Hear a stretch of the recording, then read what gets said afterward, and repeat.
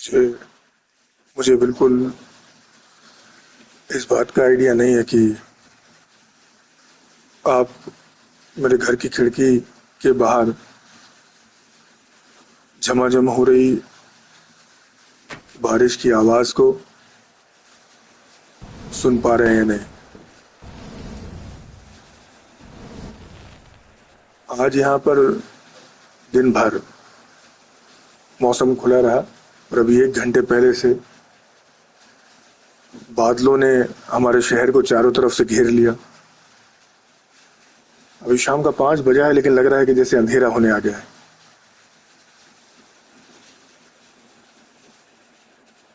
हर मौसम अपने साथ अपने नए रंग, तेवर, खुशियां, परेशानियां लेकर आता है। और ऐसा ही बारिश का मौसम भी है।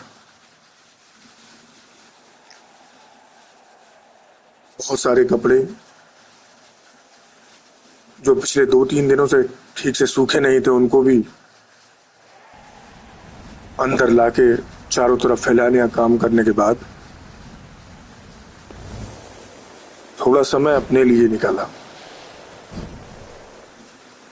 बारिश के मौसम में हमेशा से हमारे घर में ये तरीका चला आ रहा है कि जब पहली पहली बार जब बारिश लगती है तो उस समय एहतियात के तौर पे मना किया जाता है कि नहीं नहीं, अभी नहीं, अभी कोई समोसा नहीं, अभी कोई भजिए नहीं, क्योंकि अभी अभी समय सही नहीं है, थोड़ा और पानी गिरने दो। लेकिन जैसे जैसे बारिश सेटल होती है तो फिर आमतौर पर सभी के घरों में ये देखा जाता है कि समोसे, कचौड़ी, भजिए तो मिनिमम बैर मिनिमम होता ही है, बनने शुरू हो जाते हैं। भजिए भी तरह तरह के, आलू के भजिए, प्याज के भजिए, बैंगन के भजिए, हाँ, गोभी के भजिए, और जो बचा हुआ बेसन हो उससे बढ़िया जो मिर्च होती है वो मिर्च को भी उसी में तल लें।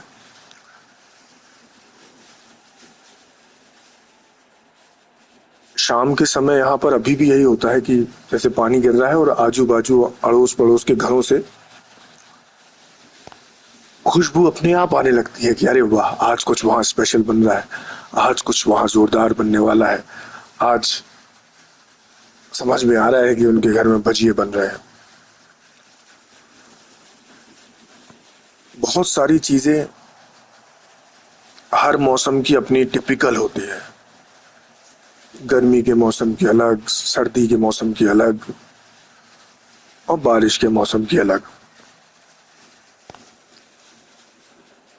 जब मैं अपने घर से दूर पुणे में था, पढ़ाई करने के लिए गया था, तब धीरे धीरे हमें पुणे में, पूना भी जिसे कहते हैं, वहां पर बारिश के मौसम में क्या क्या किया जाता है पता चला तो बड़ा दिलचस्प लगी कहानी। हाँ, एक बात जरूर थी जिसपे किसी ने कभी ज्यादा हमसे पूछा नहीं, ज्यादा मैंने बोला भी नहीं, कि भले ही पुणे में रहते हुए वहां मित्रों के बीच हमेशा खुशी रहती थी, हमेशा उत्साह रहता था कि हम अपने घर से दूर हैं, पढ़ाई करने आए हैं, लेकिन एक जो बड़ा कम बोला जाने वाला विषय है वो ये कि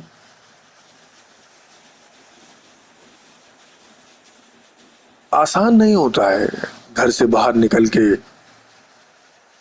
अपने माता पिता से, अपने परिवार से, अपने मोहल्ले के दोस्तों से दूर रह के पढ़ाई करना। तो एक जो होम सिकनेस का एंगल होता है जिससे हर एक स्टूडेंट को गुजरना पड़ता है, जो एम्बिशियस है, जो महत्वाकांक्षाएं रखता है, जो चाहता है कि मैं आगे जाके अपनी बेहतर पढ़ाई के लिए किसी और बड़े होनहार शहर में जाऊं जैसे हम लोग के साथ था, तो उसमें एक चीज हम लोग के, अब हो गया हो तो बात अलग है, लेकिन वो जरूर बड़ा स्ट्रांगली मैंने फील किया कि घर से दूर रहना भी एक बहुत बड़ा चैलेंज है होम सिकनेस होती है।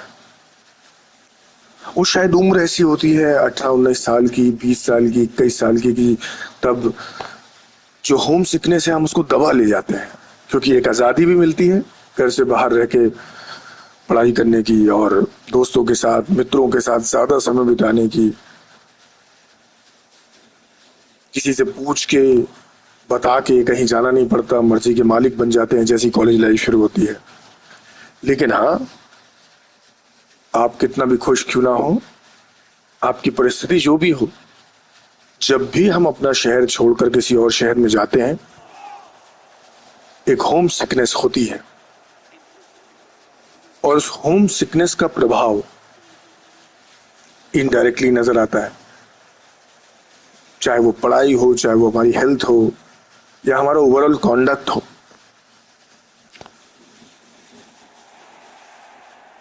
मैं बड़ा किस्मत वाला मानता हूं अपने आप को कि मैं पुणे ऐसे समय पे पहुंचा जब जोरदार बारिश पूरे शहर में हो रही थी और पूरा शहर, मतलब ऑफ कोर्स ट्रेन से जब मैं पहुंच रहा था तो लगभग 60 मिनट पहले से, पुणे आने के पहले से, चारों तरफ सिर्फ हरियाली, गीले पत्ते, वहां की खूबसूरत। अच्छा, बाय द वे, वहां की घास भी अलग मुझे लगी हमारे सेंट्रल इंडिया की तुलना में।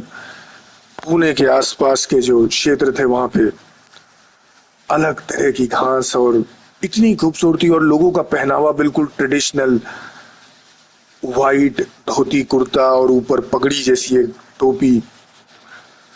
और वहां जब मैं पहुंचा तो अपने कॉलेज में जब गया, वहां जल्दी जल्दी करके मित्र बन गए, सीनियर्स भी बड़े फ्रेंडली थे, किसी ने कोई ज्यादा ऐसे बॉदर नहीं किया कभी। और जो सबसे पहला मुझे कहना होगा बारिश स्पेशल पुणे का जो मैंने एक्सपीरियंस किया, वो ये कि साबूदाने की खिचड़ी। साधारणतः साबूदाने की खिचड़ी हमारे यहाँ उपवास के दिन में, जैसे जन्माष्टमी, शिवरात्रि, ऐसे उपवास के दिनों में बनाई जाती है। और हमारे शहर में अगर आपको 11-12 बजे दोपहर में कुछ खाना है तो साधारणतः हमारे शहर में आलू बंडे, समोसे, भजिए वगैरह मिलते हैं। पर पूना में एक मैंने बात गौर की कि वहां पर मराठी फरसाण कहते हैं शायद, तो उसके चलते साबूदाना वड़ा, साबूदाना खिचड़ी, ये सब भी बड़ी आसानी से मिलती है।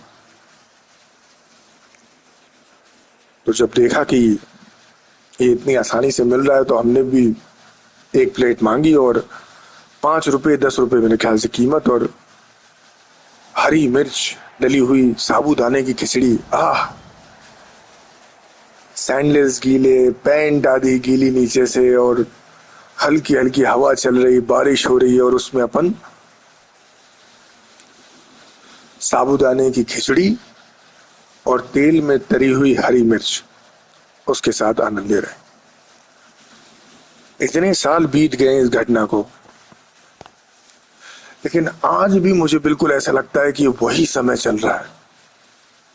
जैसे आज भी मैं वहीं उसी दुकान पे खड़ा हूं, बिल्कुल वैसा ही माहौल हो, उतना ही अंधेरा, उतनी ही बारिश, उतनी ही हवा।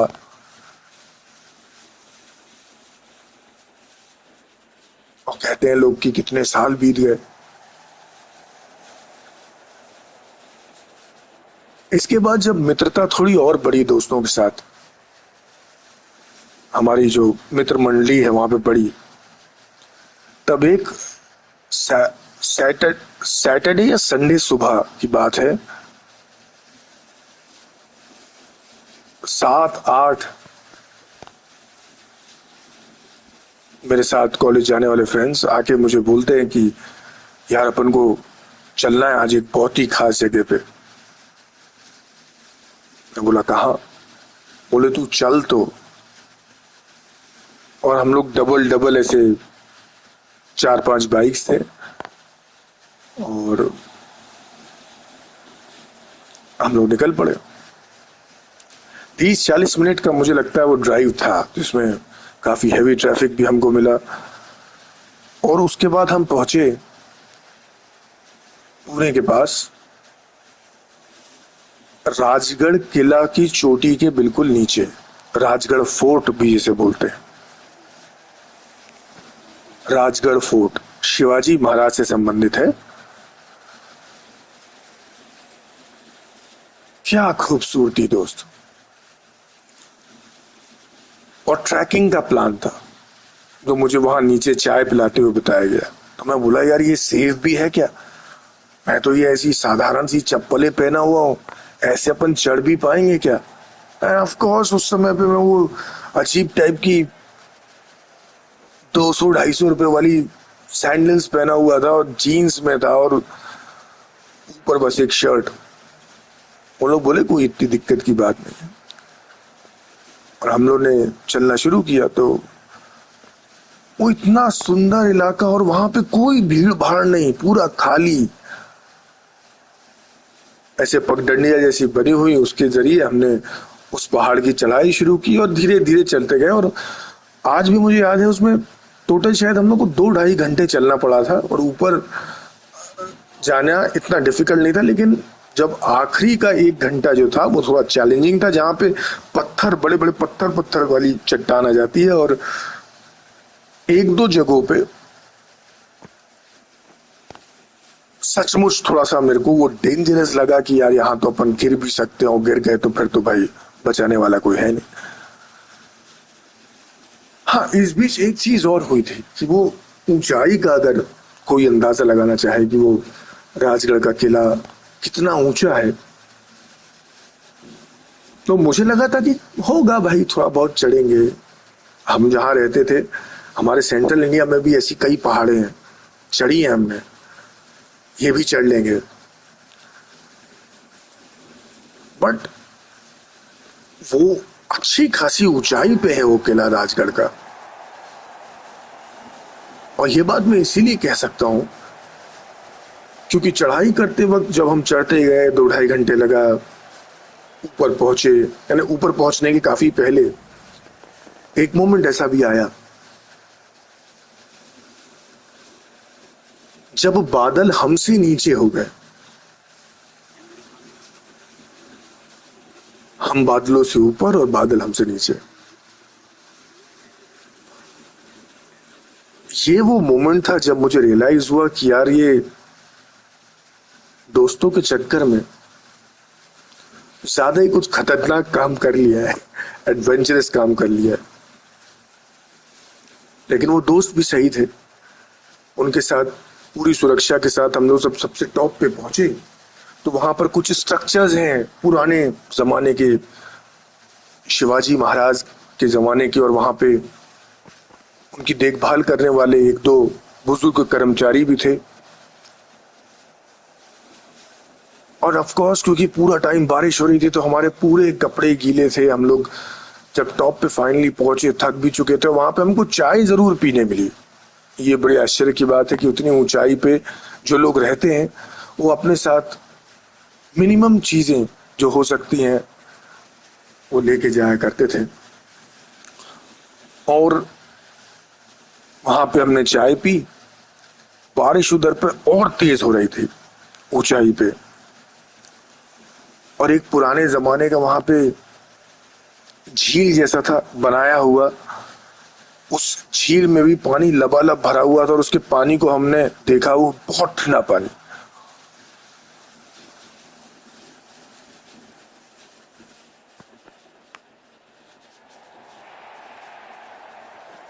अपनी थकान को अपने अंदर समेटे फिर भाई प्लान किया गया कि चलो भाई अब अपन नीचे उतरते हैं।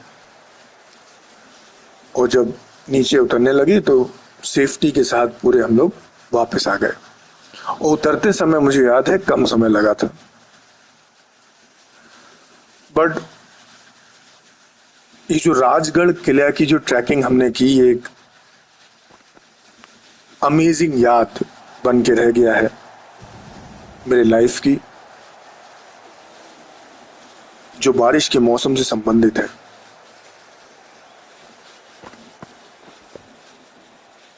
इतना खूबसूरत वो राजगढ़ का किला, इतना पुराना, इतनी यूनिक उसकी आइडेंटिटी, और उसको मैं एक्सपीरियंस कर पाया, इसके लिए मैं अपने आप को किस्मत वाला मानता हूं। साथ में मैं ये भी मानता हूं कि बहुत सेफ्टी की जरूरत है दोस्त। उस समय यंग थे, उतना सोचते नहीं थे, तो शायद वो चढ़ भी गए, उतर भी आए। वरना बड़ा अनफॉर्चुनेट लगता है जब अखबार में पढ़ते हैं या किसी इंस्टाग्राम पोस्ट में देखते हैं कि कुछ बच्चे दोस्ती सेलिब्रेट करने, फ्रेंडशिप सेलिब्रेट करने कहीं ऐसे टूरिस्ट स्पॉट पे गए और वहां दुर्घटना हो गई। बहुत ध्यान रखने की जरूरत, बहुत संभल के चलने की जरूरत। क्योंकि अगर हमने इतने लंबे समय में अगर कुछ सीखा है तो एक चीज सीखी है पूरी हमारी ह्यूमैनिटी ने कि जब नेचर, प्रकृति अपना कहर बरपाने के लिए उतरती है, कहर भरपाती है, तो उसके सामने हम बहुत छोटे हैं। हमें बहुत संभल के चलने की जरूरत।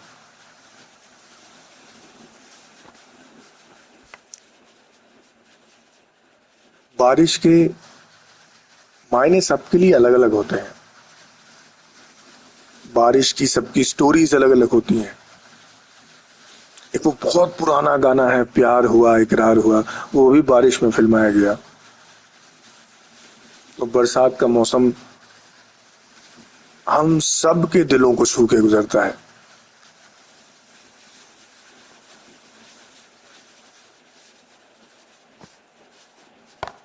बचपन में, क्योंकि बारिश के मौसम में आप क्रिकेट नहीं खेल सकते हैं, तो फुटबॉल का सिलसिला शुरू हो जाता था। अब फुटबॉल के साथ इशू ये है कि ये कभी खेलते नहीं बना। उत्साह जरूर दिखाया कि हाँ खेलना चाहिए भाई, हाँ हाँ अरे बिल्कुल रोनाल्डो मैसी ये वो फलाना दिखाना। लेकिन पर हाँ कुछ दोस्त हमेशा से ऐसे रहे जो फुटबॉल के कुछ ज्यादा ही शौकीन थे,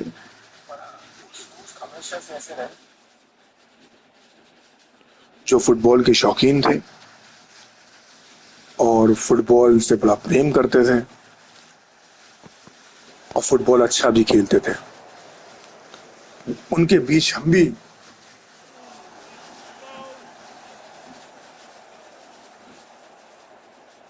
निम्न स्तर के खिलाड़ी बनकर खेलने का प्रयास करते हैं।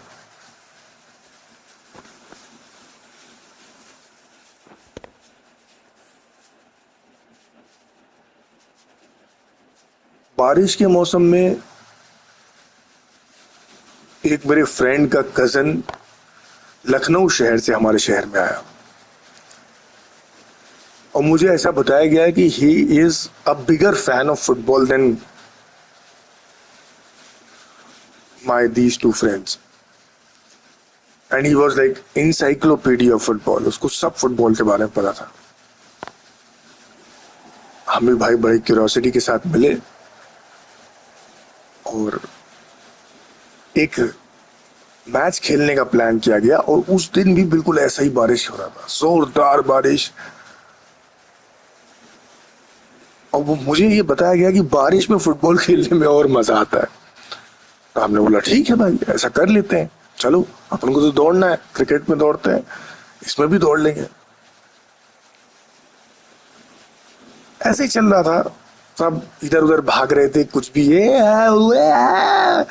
कुछ खास हो नहीं रहा था मैच में। और फिर एक समय के बाद एक फ्री किक, क्योंकि एक प्लेयर को शायद कुछ तो भी गलत करके फाउल कर दिया था, तो एक फ्री किक की बारी आई। उसमें ये जो लखनऊ से आया हुआ बंदा था उसने बोला मैं फ्री किक लूंगा, रोबर्टो कार्लोस जैसी फ्री किक लूंगा।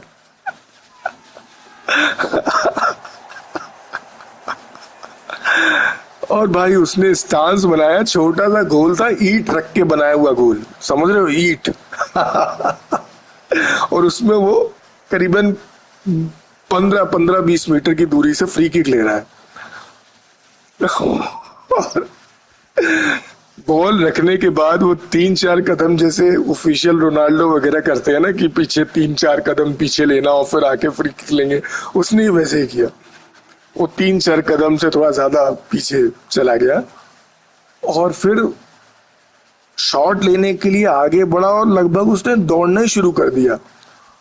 और दौड़ के जैसे ही उसने बॉल को किक करने का प्रयास किया,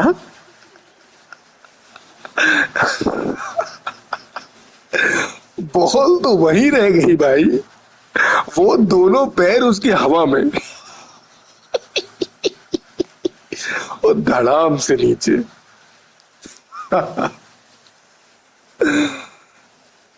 वाह भाई वाह, उड़ भी गया वो फटाक से। लेकिन बहुत जोरदार फ्री किक ली।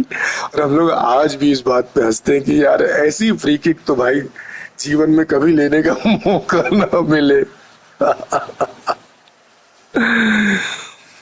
बरसात का मौसम। हाँ, एक चीज जरूर है कि इस मैच को खेलने के बाद हम सब हम सब उस मैदान के पास एक बड़ा मशहूर समोसा पॉइंट होता था, समोसे का अड्डा, वहां हम लोग गए। और बेसन जब तलता है तो उसकी एक खुशबू आती है, आपको पता होना चाहिए। तले हुए बेसन की खुशबू बहुत करारी सी होती है। और उसी बेसन, बेसन बोला कि मैंने, सॉरी, मैं मैदा बोलना चाह रहा था, मैदे की। और इतनी जोरों की भूख लगी हुई थी, गर्मा गर्म समोसे तल के हम लोग के सामने रखे गए और हम लोगों ने मेरे ख्याल से 3-3 4-4 समोसे जो ढकोसे हैं उस मैच के बाद, वो समोसे भी यानी मतलब बहुत स्पेशल है। तो बरसात के मौसम में समोसों का भी अपना अलग रोल है।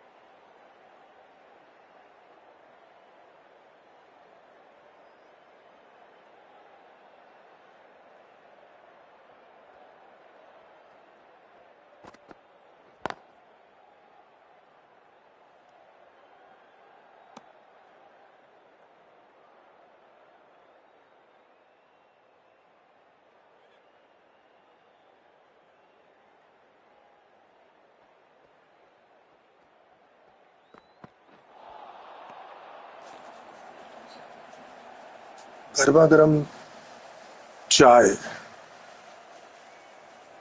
और बरसात का कॉम्बिनेशन भी एकदम फिट बैठता है। चाय के हमारे यहाँ पैदाइशी शौकीन एग्जिस्ट करते हैं। अलग अलग तरह की चाय, अदरक वाली चाय, काली मिर्च वाली चाय, सीतोपलादी वाली चाय, पुदीना वाली चाय, काला नमक वाली चाय, सफेद नमक वाली चाय। सॉरी, एग्जैजरेट कर रहा हूं, बट यू नो, चाय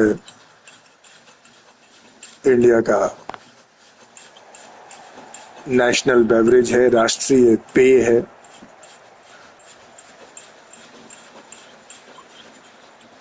हमारे यहाँ चाय कड़क बनती है, एकदम सादा चाय पत्ती डाल के।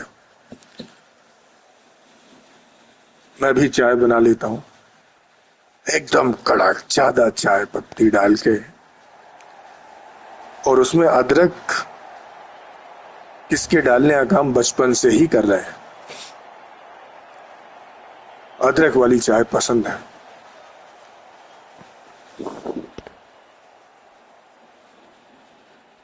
और ये कहने में भी मुझे कोई अचरज नहीं कि हमारे घर के जैसी चाय और कहीं नहीं मिलती और कोई नहीं बना पाता।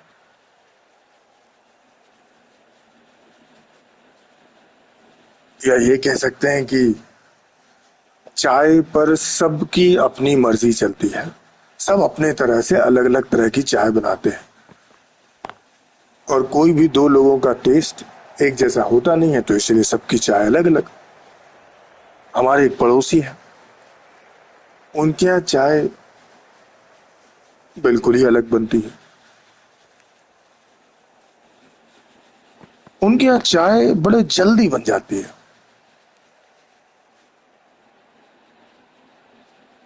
चायदानी को गैस पे रखा, थोड़ा सा दूध में उबाल आया, आधी चम्मच चाय पत्ती डाली, आधी चम्मच शक्कर डाली, और 3 कप चाय बन के तैयार।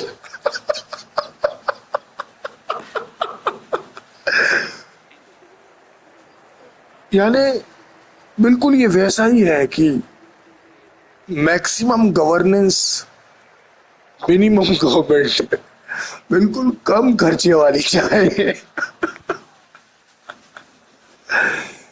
तो ऑफ कोर्स उसका चाय का स्वाद भी अलग ही रहता है, क्योंकि उसमें ना माल डला है ना टाल डला है, बस वो नाम की चाय है, लेकिन वो लोग वैसे ही पसंद करते हैं। उसमें ना चाय पत्ती का टेस्ट आता है, उसमें ना शक्कर का टेस्ट आता है, अदरक तो डाला ही नहीं है। हाँ, थोड़ा सा दूध दूध वाला टेस्ट जरूर आता है, क्योंकि दूध भी उतना बढ़िया तेजी से अच्छा सा उठा के पकाया तो है नहीं। तो ये भी एक तरह की चाय है।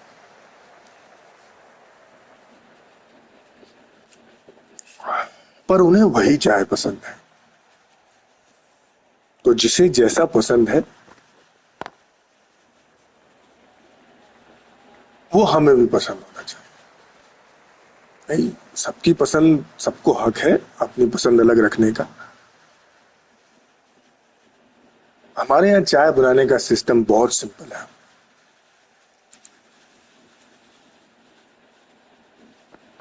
जैसे कि 2 कप अगर चाय बनानी है, तो उसके लिए अपन 1 कप दूध लेते हैं और 1 कप पानी लेते हैं। पानी को पहले डालते हैं, फिर उसमें चाय पत्ती, फिर अदरक घिस के, और इसको बढ़िया बॉईल आने देते हैं, ओटने देते हैं। अब जब ये तैयार हो गया, तो इसमें फिर हम 1 कप दूध डाल देते हैं। अब इसको ओटने देते हैं। तो ऐसे पकाने से पानी भी अलग, दूध भी अलग, बेहतरीन चाय बन के बाहर आती है, जो इसका रंग भी बहुत अच्छा होता है, खुशबू भी बहुत अच्छी होती है, और स्वाद तो बिल्कुल वैसा जैसा मैं अभी जैसा आनंद ले रहा हूं।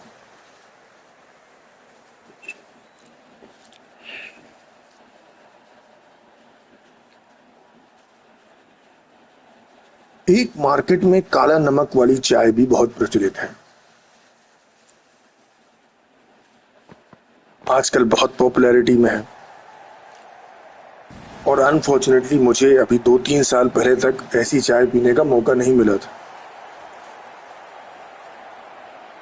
मित्र मंडली ने जब बताया कि शहर में एक बड़ा बहुचर्चित स्थान हो गया है जहां पे लोग लाइन लगा के इस काली चाय का सेवन कर रहे हैं, तो मुझे भी वहां ले जाया गया, मैं गया। तो वो सेम जो हमारा तरीका है उसमें दूध न डाल के एक नींबू भी निचोड़ दे रहे हैं और थोड़ा सा काला नमक, और वही मतलब ब्लैक टी जैसे हमें दे रहे हैं। और वो पिया मैंने और वो मुझे अच्छा लगा। इट वॉज वेरी टेस्टी, अच्छा स्वाद था उसका।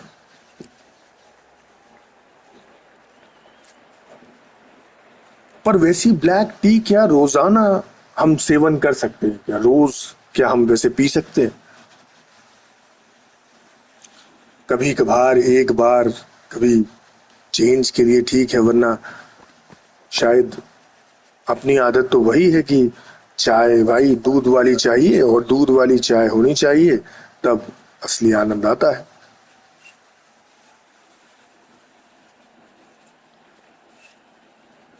लव एट फर्स्ट टी भी होता है। किसी के हाथ की बनाई हुई चाय पीकर लोग शादी के लिए हाँ कह देते हैं। अरे इसीलिए तो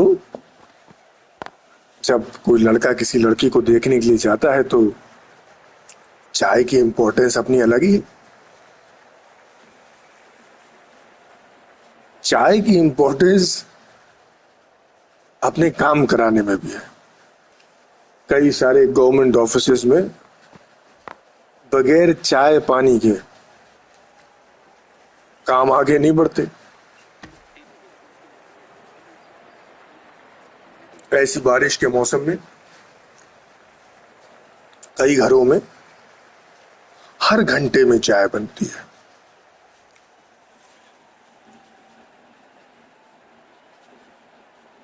हमारे पड़ोस में एक समय पे एक डॉक्टर फैमिली रहती थी, हस्बैंड वाइफ दोनों डॉक्टर।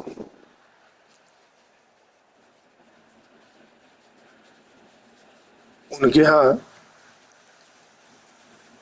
सुबह 7 बजे से 11 बजे तक, 11 बजे फिर वो दोनों ऑफिस जाते थे, तो मैं भी कई बार सुबह चला जाता था मिलने। तो मैंने ये पाया कि सुबह 7 से 11 के बीच में 4-5 बार चाय अलग अलग भांति भांति के कप किचन के सिंक में रखे हुए हैं, इस बात को इंगित करते हुए, इंडिकेट करते हुए कि भाई ये मतलब हमारी जो चाय का एडिक्शन है ये उसका सिंबल है। 4 कप मैडम के, 4 कप मिस्टर के, 8-9 कप सिंक में पड़े हुए हैं कि चाय चाय पिए सुबह से बस।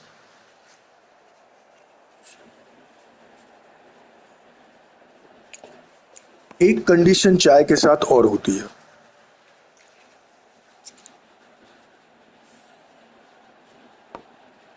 कि जैसे 3-4 बजे दिन का कोई निकला है घर से बाहर, दिन भर काम किया, शाम को काम किया, 8-9 बजे घर आए, तो हमारे यहाँ ये भी चलन में है कि खाना खाने के पहले एक बार चाय बनाई जाएगी। तो पूरा परिवार चाय, पार्ले जी के या कोई अन्य बिस्किट्स, उसका आनंद लेगा और उसके बाद आगे बढ़ेगा खाने की तरफ। तो वो जो चाय की बात मैं कह रहा था, कई बार जब आप बिल्कुल खाली पेट रहे हो 4-5 घंटे और एकदम से चाय पिए,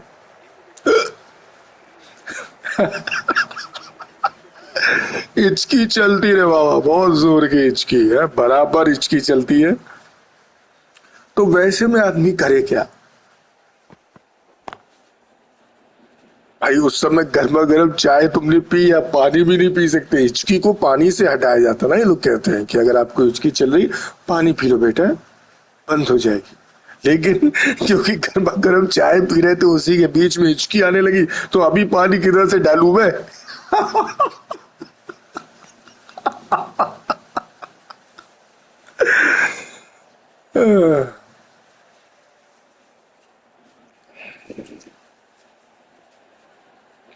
चाय के साथ साधारणतः लोग बिस्किट खाते हैं। हमारे यहाँ भी यही है, बचपन से बिस्किट्स आते रहे हैं, भांति भांति के।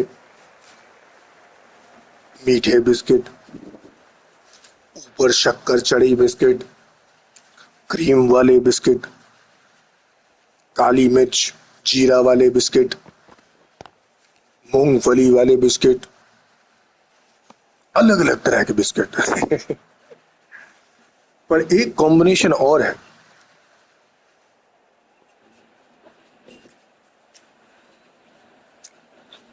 जो मैंने नासिक में सीखा। एक रिलेटिव के यहां जब मैं गया था, तो मैंने देखा कि उनके यहां चाय के साथ खारी खस्ता जिसे कहते हैं, मैदे के ऐसे स्नैक होते हैं,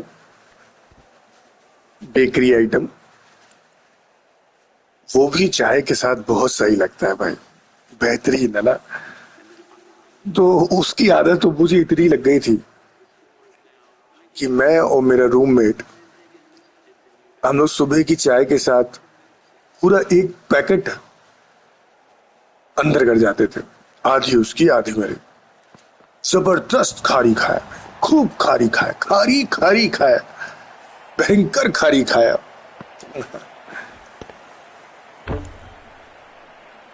बनमस का पाव तो पता ही है, चाय के साथ वो भी बहुत सही कॉम्बिनेशन है। एक कॉम्बिनेशन है दिल्ली का, चाय के साथ मठरी का।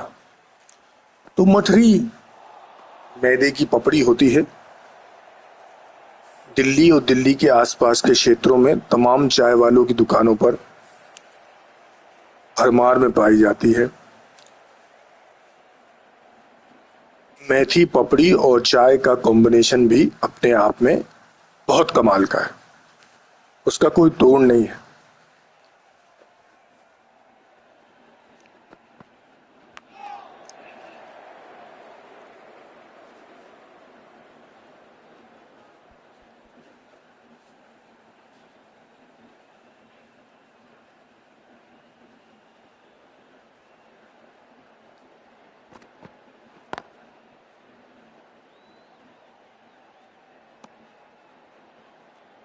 मध्य प्रदेश में राजगढ़ एक डिस्ट्रिक्ट है,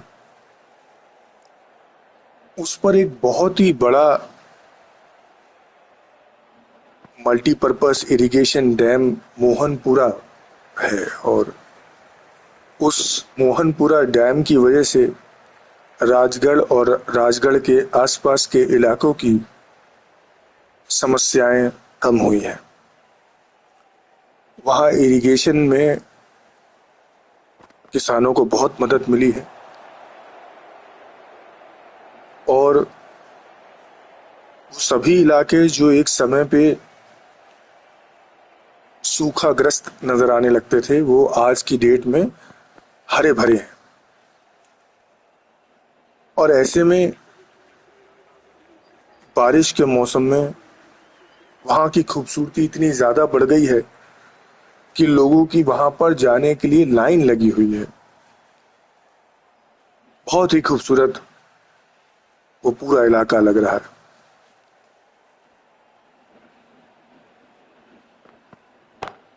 बट बहुत ध्यान रखने की जरूरत, बहुत संभल के जाने की जरूरत। ये सब इलाके जो हैं ऑफ कोर्स सुंदर हैं, खूबसूरत हैं, इन्हें पता नहीं ऑफिशियली हम टूरिस्ट स्पॉट्स कह सकते हैं कि नहीं कह सकते, क्योंकि भाई वहां तो पानी को रोकने का काम किया गया है। उससे फिर इरिगेशन के लिए पानी अलग अलग जगहों पे भेजा जा रहा है, शायद बिजली बनाई जा रही है। तो ऐसी किसी जगह पे क्या हजारों लाखों टूरिस्ट लोगों का पहुंचना सही भी है क्या? आई डोंट नो, बट फिर भी समझदारी से आगे बढ़ना जरूरी।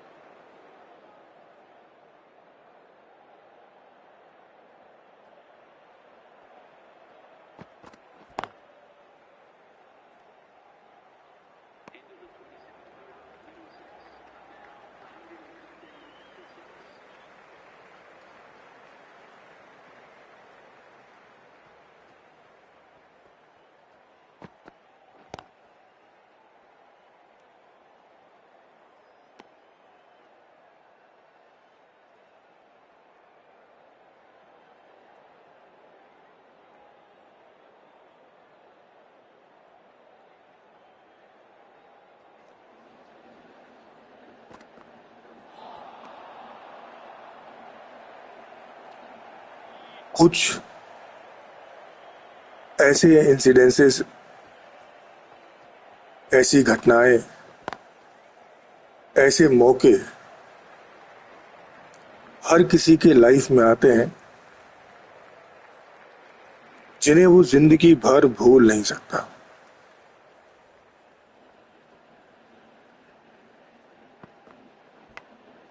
ऐसा ही एक मौका था जब मुझे पहली बार ट्रेन में अकेले सफर करना पड़ा। और ये कोई इमरजेंसी का मौका नहीं था, ये शायद मेरी फैमिली का एक कलेक्टिव डिसीजन था कि अब मुझे लाइफ में इस मोमेंट को पार करना चाहिए। हमारे घर में मेहमान आए हुए थे, बुआ जी, फूफा जी, उनके बच्चे। वो हमारे साथ 10-15 दिन रहे और बहुत आनंदमय समय होता था जब भी पूरा परिवार उनका आता था। उनके बच्चों के साथ हम सब बच्चे मिलकर खेलते रहते, गेम्स बदलते रहते, लेकिन उत्साह नहीं बदलता। कभी क्रिकेट, कभी बैडमिंटन, कभी लूडो, कभी चेकर्स और कभी कैरम। और कैरम एक ऐसा खेल है जिसके साथ संबंध बड़ा खराब रहा, नहीं बना खेलते हो कभी। मैं बस दूसरों को देखता और देख के जलता कि यार ये लोग कितने डिटरमिन्ड होके ऐसे अपनी उंगली से निशाना लगाते हैं और गोटी को पुट कर देते हैं। तो मुझे याद नहीं लेकिन ऐसा क्यों हुआ, लेकिन जब बुआ जी, फूफा जी और उनके बच्चे लौटे तो उनके साथ मुझे भी उन्हीं के घर भेजा गया। मैं बढ़िया 1 हफ्ते उनके घर रहा। वो उस वक्त घोड़ा डोंगरी में रहते थे। घोड़ा डोंगरी मध्य प्रदेश में एक जगह है बैतूल के पास।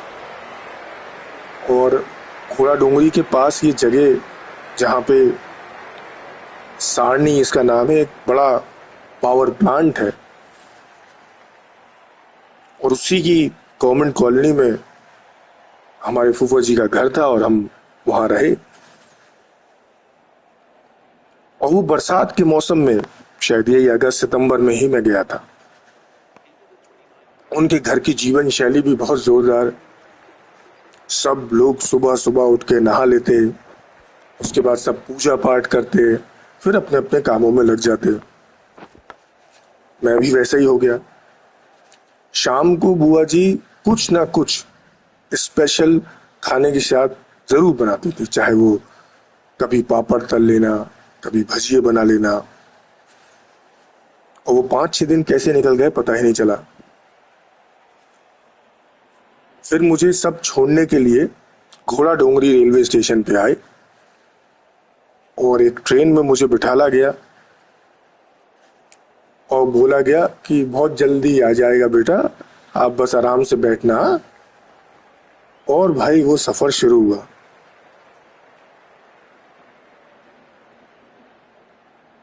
वैसी एक्साइटमेंट लाइफ में शायद फिर कभी फील नहीं हुई।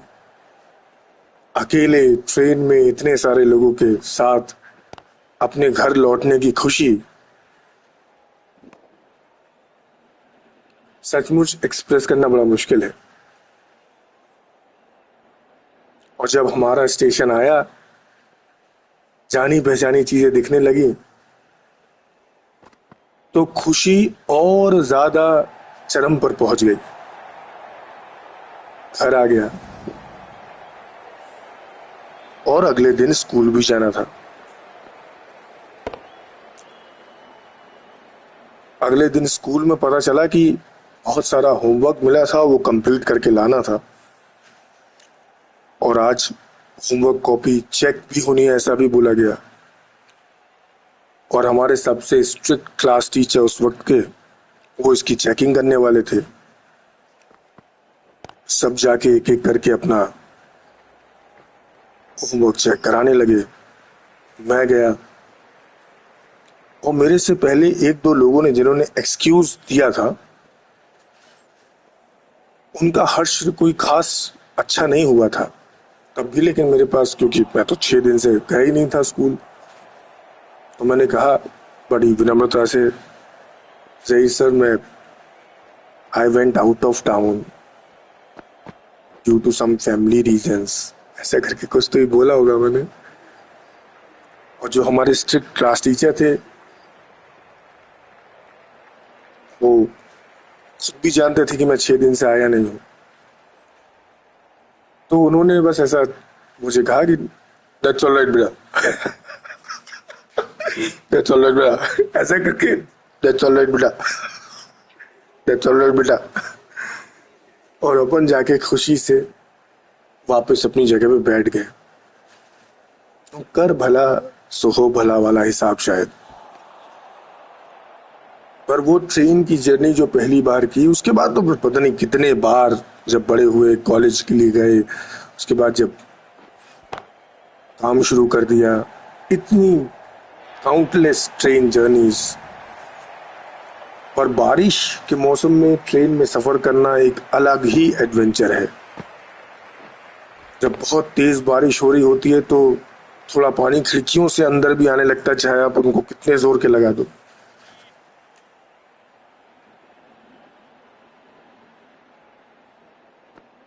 मनमाड़ महाराष्ट्र में एक जगह है। उसके बाद अगला बड़ा स्टेशन नासिक होता है, और नासिक से आगे बॉम्बे जाते वक्त, जब मैं पहली बार बॉम्बे जा रहा था, मुंबई जा रहा था, तो मुझे बताया गया कि आप तैयार हो जाओ, इतनी खूबसूरती एक साथ तुमने कभी नहीं देखी होगी।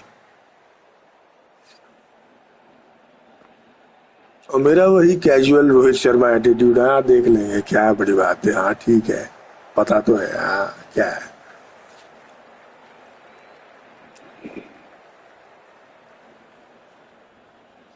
नासिक से आगे जो बड़ी बड़ी पहाड़ियां शुरू होती हैं वेस्टर्न घाट्स की, उसमें मुझे लगता है 20-25 टोटल टनल्स हैं जिससे ट्रेन बार बार गुजरती है। पूरा अंधेरा हो जाता है, और जब टनल के बाहर ट्रेन निकलती है तो लगातार बारिश की वजह से ऐसा होता है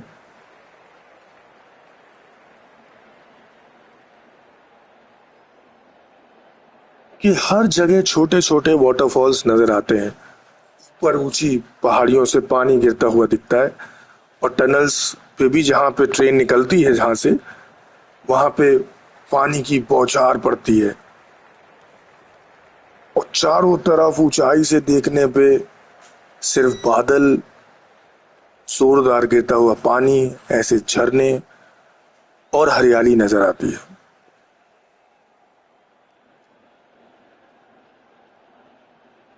ऐसा, if I am not wrong, ऐसा 10-20 बार होता है वहां पे कि ट्रेन टनल के अंदर जाएगी, फिर बाहर आएगी, पूरा अंधेरा फिर उजाला, पूरा अंधेरा फिर उजाला। और फिर उसी बीच में इगतपुरी एक रेलवे स्टेशन है, इगतपुरी आता है। वहां पर मुझे पहली बार बताया गया कि इगतपुरी पे भजिए और जो वड़ा पाव है, यानी आलू बंडा जिसको हम लोग कहते हैं, वो भी बहुत अच्छा मिलता है। तो वो खाए, वो भी, उनका भी आनंद लिया।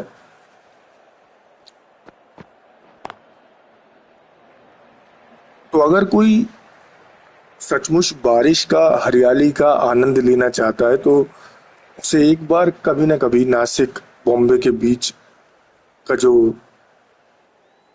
ट्रेन रूट है उससे होकर गुजरना चाहिए। बड़ी खूबसूरती का अनुभव वहां पर समझ में आता है। और जिसने कभी ना देखा हो, उसे ऐसा लगेगा कि यार ऐसा कुछ तो मैंने आज तक लाइफ में कभी देखा नहीं। ऑफ कोर्स, लेकिन वो कल्पना से भी ज्यादा परे है।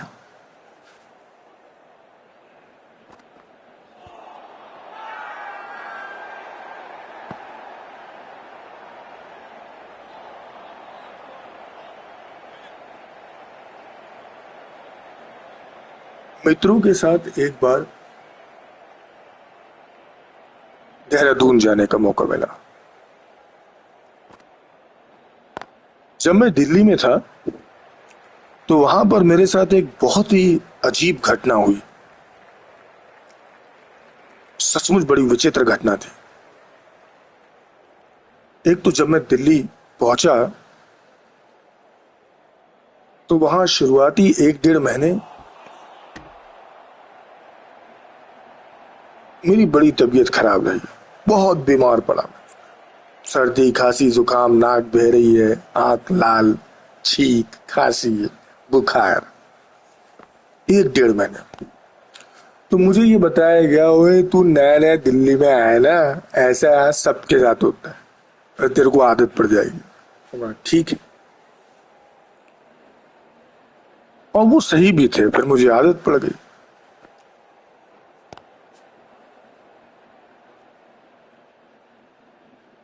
आदत पड़ी थी कि उस समय जोरदार गर्मी का मौसम, दिल्ली की जैसी गर्मी मैंने और कहीं नहीं देखी मुझे लगता है। उस वक्त पर एक पल्सर मोटरसाइकिल होती थी मेरे पास, और किसी काम से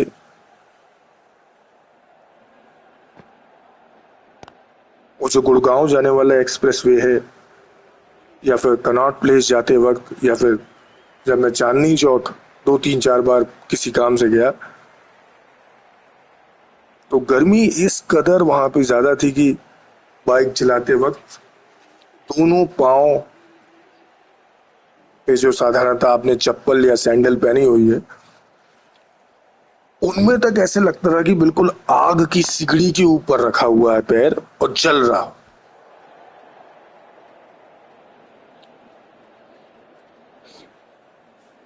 इस तरह की जोरदार गर्मी का अनुभव मैंने और कहीं नहीं किया।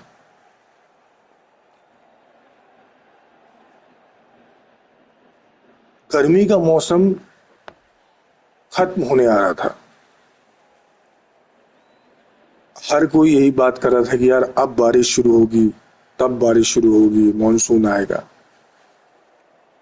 और फिर वहां पर मॉनसून आने के पहले प्री मॉनसून रेनफॉल जिसे कहते हैं, लोकल क्लाउड्स की वजह से जो होती है, एक दिन वो हुई।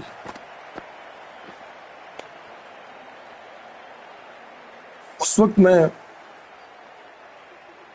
सेक्टर 18 के पास नोएडा में अपने ऑफिस में था। 10 15 मिनट मुझे लगता है मुश्किल से पानी गिरा, हवा चली, थोड़ी पानी गिरा, सड़कें गीली हो गई, जो गर्मी थी वो और बदतर हो गई, और लोगों के चेहरे पे अपार खुशी।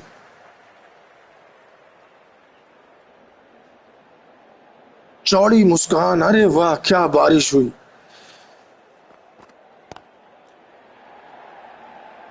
मैंने कहा कि सर ये तो बहुत कम नहीं है, इतना सा पानी। अरे बोले इतना, अरे बहुत गिर गया पानी, और कितना चाहिए। तो मुझे बताया गया कि दिल्ली में बारिश ऐसी ही होती है, कम बारिश होती है, और इसमें ही खुशी मनाना पड़ेगा। और फिर कुछ दिनों बाद प्लान बना कि हम हमारे एक फ्रेंड के घर देहरादून जाएंगे, और देहरादून में प्रकृति का आनंद लेंगे।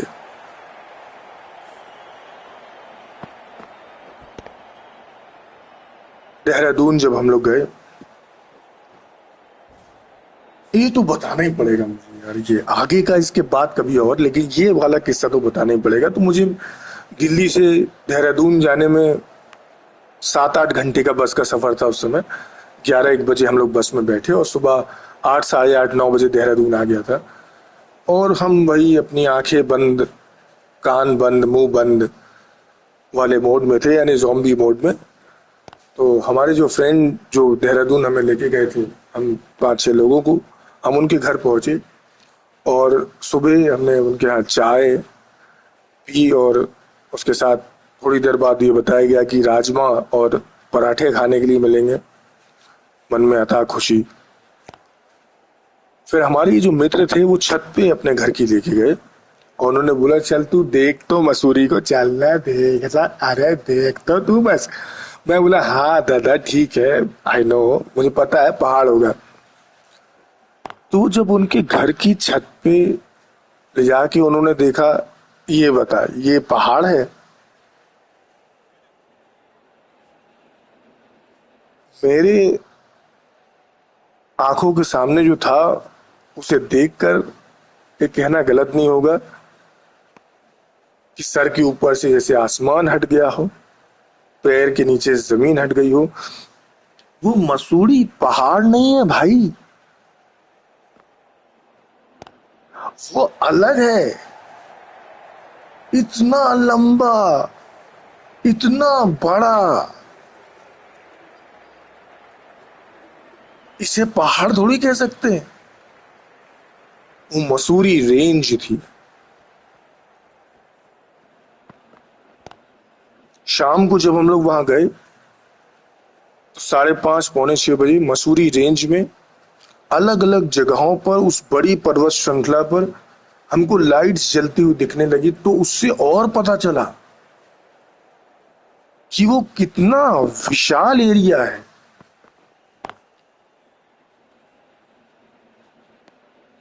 और समझ में आया कि यार लाइफ में हमारी कोई भी उम्र हो, हमें हमेशा ऐसा लगता है कि हमने तो सब देख लिया, हमको सब पता है। बट मसूरी जैसा एक्सपीरियंस मैंने इससे पहले कभी नहीं किया था। फिर अगले 2 3 4 दिन हम लोग कई बार मसूरी पे गए और फिर मसूरी के आगे भी ऊपर हम लोग चढ़ते थे।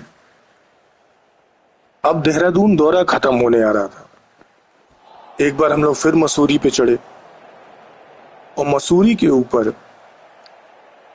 थोड़ा सा और 60 70 किलोमीटर ऊपर हिमालयन रेंज की तरफ, यानी मतलब जाते समय एक मंदिर के बारे में मुझे बताया गया जिसका बहुत विशेष महत्व था कि इस मंदिर में हमें जाना है। और हमारा पूरा जो अमला है इस मंदिर की तरफ निकल पड़ा।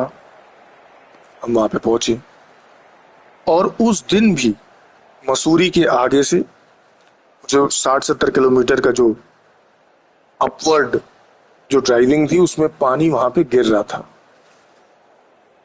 जब हम लोग उस मंदिर में पहुंचे तो फिर वहां मंदिर के मेन स्पॉट पे जाने के लिए मुझे लगता है 2 3 किलोमीटर पैदल चलना था, 2 2 किलोमीटर लगभग। हम लोग पहुंचे और ऐसा भी नहीं था कि वो अलग थलग था, काफी सारे टूरिस्ट वहां पे आए हुए थे, काफी भीड़ थी। और वो मंदिर मुख्य जो पूरा जो एरिया मंदिर का था उसमें 2 3 बड़े स्ट्रक्चर्स थे और उसके अंदर ऑफ कोर्स डेटीज भगवान जी सबने उसकी आराधना की, पूजा की। और हम लोग थोड़ा सा और पैदल चल के ऊपर एक जगह पे पहुंचे और मुझे ये बताया गया कि अभी तो बारिश हो रही है, अगर हम लोग ये खुले मौसम में आए होते तो यहां से माउंट एवरेस्ट या फिर हिमालय पूरा बिल्कुल क्लियर दिखता है। मैंने इस बात को भी हल्के में लिया और कहा कि हाँ हाँ सर अच्छा ही दिखता होगा, हाँ हाँ हाँ। और उसी मोमेंट पे एकदम से जहां लगातार बारिश हो रही है, हमारे कपड़े गीले हैं, उसी मोमेंट पे महज 20 30 सेकंड के लिए बादल छटे। और उसके बाद जो मैंने देखा, आई कैन नॉट, मैं उसको वर्ड्स में नहीं बता सकता, मैं उन्हें शब्दों में नहीं रख सकता। मेरे सामने वो हिमालयन जायगेंटिक रेंज थी जिसमें आगे कहीं ऊपर माउंट एवरेस्ट है, वो पूरी सफेद, उसके ऊपर धूप पड़ रही थी। 10 20 सेकंड के लिए वो बादल हटे और वो बादल फिर से वहीं पे आ गए और वो फिर से दिखना बंद हो गई। लेकिन वो जो मोमेंट लाइफ का था दैट वाज कंप्लीट मैजिक, जादू।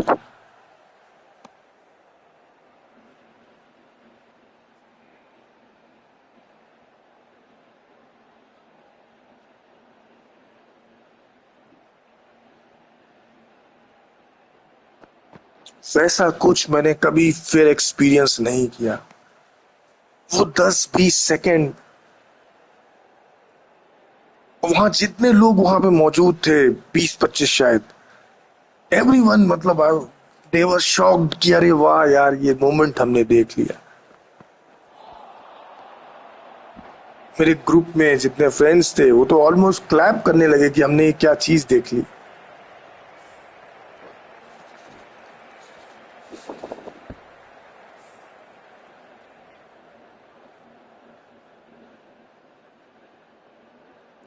मसूरी से ऊपर 60-70 किलोमीटर दूर ये मंदिर था, और वहीं पे उसी के आसपास, अभी एग्जैक्टली मुझे याद नहीं, लेकिन वहीं पे आसपास एक और छोटा मार्केट प्लेस जैसा था, जहाँ पे कुछ कम ही दुकानें थी। वहाँ की लोकल पॉपुलेशन उन दुकानों को चलाती थी।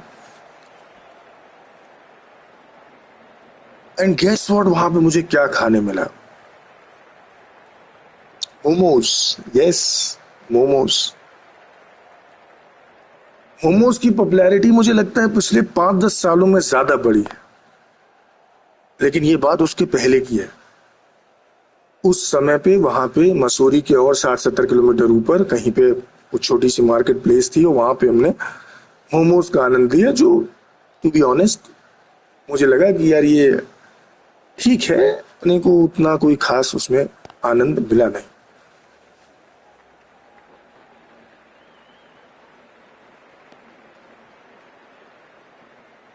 बारिश के मौसम की ये तमाम बातें इस बारिश के मौसम को स्पेशल बनाती है। और हमें एक बात जो कभी नहीं भूलनी चाहिए, वो ये कि जो जो हर कार्य करते समय हमें ध्यान रखना चाहिए कि एंजॉय रिस्पॉन्सिबली, जिम्मेदारी के साथ। अपने दोस्तों के साथ ट्रैकिंग पे जाना इज नॉट इम्पोर्टेंट। अपने दोस्तों के साथ किसी ऊंची पहाड़ी पे जाना इज नॉट इम्पोर्टेंट। अपने दोस्तों के साथ किसी नदी में नहाने का आनंद लेना इज नॉट इम्पोर्टेंट। ये सब चीजों को करने के बाद घर, अपने परिवार के पास लौटना इज इम्पोर्टेंट।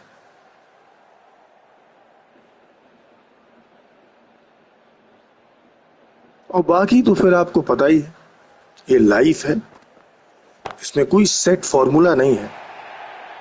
हाँ, जो ऑफ कोर्स जो मेजर्स, जो सावधानियां हमें हमारे बड़े बुजुर्ग सिखाते हैं, उनको ध्यान में रखने का हमें प्रयास करना चाहिए।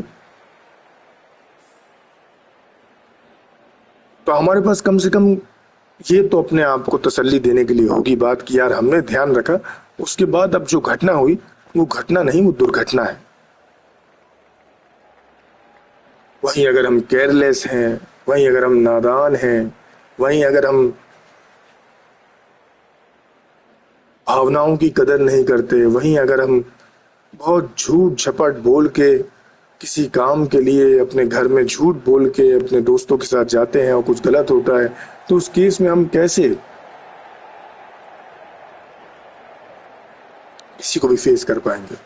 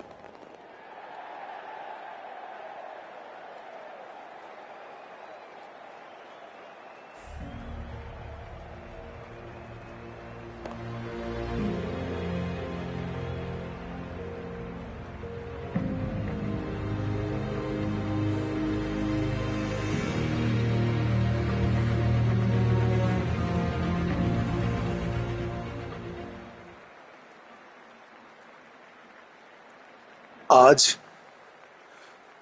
8 अगस्त है।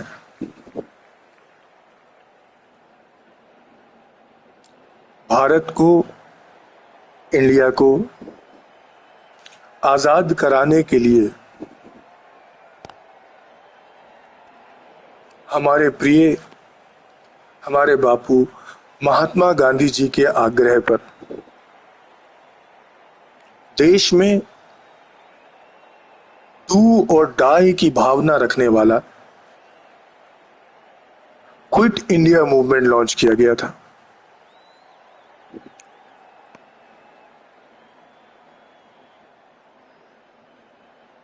उसे याद करने के लिए, उसकी अवेयरनेस बढ़ाने के लिए एक मैच कुछ देर पहले मैंने शुरू किया, India versus England one day match.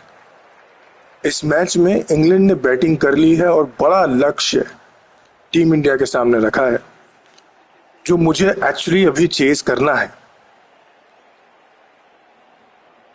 Plan यही था कि शाम को 7 साढ़े 7 बजे वो चेस शुरू करेंगे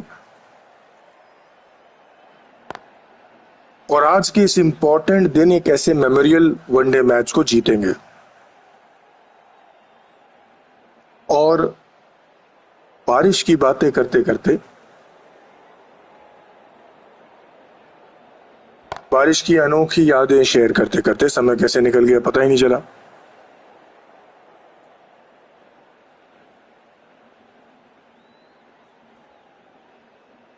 लैंकाशायर और मिडिलसेक्स के बीच में जो मैच हो रहा है, ये रियल टाइम मैच को मैंने कॉपी करने की कोशिश की है, जो दोनों तरफ से एआई कंप्यूटर्स खेल रहे हैं।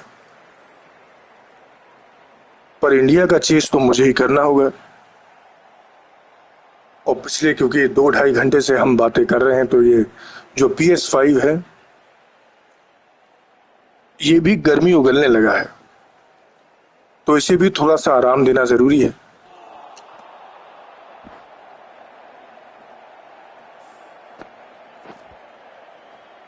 मैं मिलता हूं बहुत जल्द। Thank you for watching and listening.